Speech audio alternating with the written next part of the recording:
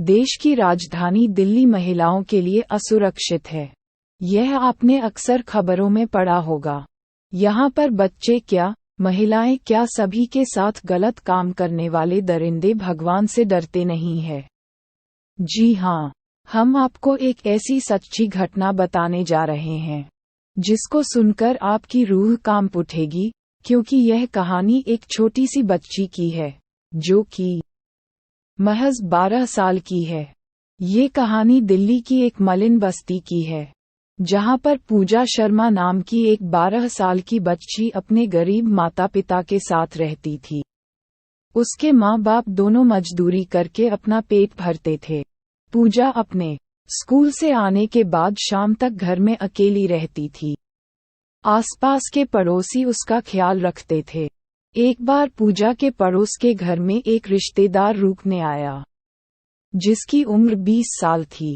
उसकी पूजा पर गलत नजरें थी।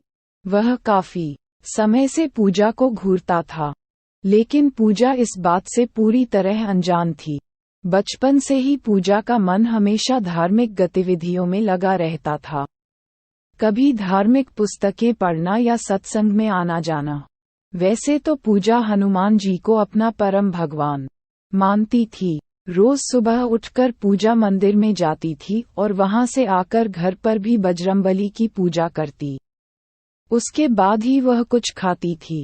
एक बार वह सुबह के समय स्कूल की ड्रेस पहनकर मंदिर में पूजा करने जा रही थी। अचानक बीच सड़क पर एक अनजान कार रुकी। उसमें से कुछ लोग निकले और पूजा को उठाकर कहीं दूर ले गए। इससे पहले कोई कुछ समझ पाता, वह दरिद्र पूजा को लेकर एक सुनसान जगह पर चले गए। उन्होंने पूजा को बेहोशी वाली दवा सूंघा दी ताकि वह किसी को पहचान ना पाए। इस पूरी घटना को अंजाम देने वाला पूजा का पड़ोसी रिश्तेदार था, जिसने अपने दोस्तों को भी पूजा के बारे में बताया और फिर इस साजिश में उनको भी शामिल कर लिया। यह लोग पूजा को एक सुनसान से जंगल में ले गए, जहां पर कोई भी आता जाता नहीं था। इसके बाद उन्होंने पूजा को जमीन पर लेटा दिया। इतने में वह कुछ कर पाते पूजा को होश आ गया और वह भागने की कोशिश करने लगी। फिर उन लोगों ने पूजा को पेड़ से बांध दिया।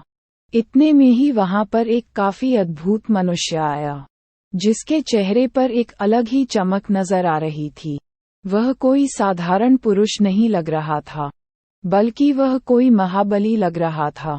ऐसे में वह लड़के भी उस महाबली को नहीं देख पा रहे थे। उसके शरीर में से जिस तरीके का तेज आ रहा था, उसमें उन लोगों को कुछ नजर नहीं आ रहा था। इसके बाद उस महाबली ने पूजा को पेड़ से खोलकर अपने साथ खड़ा कर लिया, जिसके बाद उन लड़कों को वह महाबली दिखने लगा। उन लड़कों ने मिलकर उस महाबली के साथ हाथापाई की, लेकिन महाबली के आगे कौन टिक पाया है। वह भी एक ही वार में परास्त हो गए। उस महाबली के पास एक गदा था, जिससे वह उन लड़कों पर वार कर रहा था। ये देखकर पूजा को आशंका हुई कि ये कहीं हनुमान जी तो नहीं हैं। ये देखकर पूजा ने पहले हाथ जोड़े और कहा कि आप तो मेरे परम भगवान हनुमान जी हो। ये देखकर पूजा की आंखों में खुशी के आंसू आने लगे।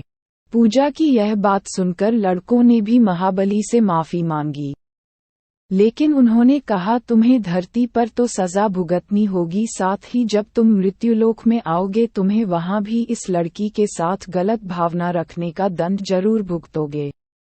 ये सुनकर लड़के अपनी जान की भीख मांगने लगे और पूजा से कहने लगे कि बहन हमें माफ कर दो, हम समझ गए कि हम गलती नहीं पाप करने जा रहे थे।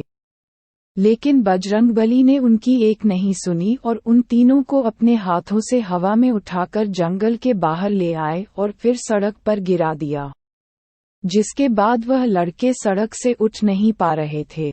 वह भागने की कोशिश कर रहे थे, लेकिन हनुमान जी की शक्ति की वजह से वह सड़क से नहीं उठ पा रहे थे। इसके बाद हनुमान जी उस लड़की को लेकर पुलिस स्टेशन गए और उसको कहा कि तुम यहाँ पर सारी बातें बताना, लेकिन मेरे बारे में कुछ मत कहना। उन लड़कों सारी सच्चाई बताना। जब पूजा ने पूछा कि आपके बारे में मैं पुलिस अंकल को क्यों नहीं बताऊं, तो बजरंगबली ने कहा कि ये कलयुग है बेटी, यहाँ पर चमत्कार को अंधविश्वास का नाम दिया जाता है। तुम अगर मेरे बारे में कुछ भी बताओगी तो ये लोग यकीन नहीं करेंगे और तुम्हारी सारी बातों को झूठ मानेंगे। पूजा ने उनकी बात मानी और पुलिस स्टेशन में अकेली चली गई। बजरंगबली बाहर खड़े होकर सारी परिस्थितियों को देख रहे थे। इसके बाद वह लड़की उसी सड़क पर पुलिस वालों को लेकर गई। वह लड़के अब भी सड़क से उठ नहीं पा रही थे। पुलिस ने उन लड़कों को गाड़ी में बैठाया और पुलिस स्टेशन ले आई। वहीं लड़की और उन अपराधियों के घरवालों को पुलिस स्टेशन में बुलाया गया, जिसके बाद अपराधियों ने खुद इस बात को कबूला कि उन्होंने यह अपराध किया है, लेकिन हनुमान जी से उन्होंने माफी मांगी है। ये सुनकर पुलिस वाले बोलने लगे कि कलयुग में कहा भगवान प्रकट होंगे और तुम जैसे हैवानों को दिखेंगे।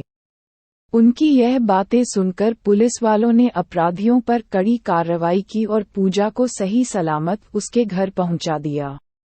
घर पहुंचने के बाद पूजा ने अपने घरवालों को हनुमान जी के चमत्कार के बारे में सारी सच्चाई बताई, जिसके बाद से पूजा की जिंदगी बदल गई और हनुमान जी के लिए उसका श्रद्धा भाव दिन प्रतिदिन बढ़ने लगा।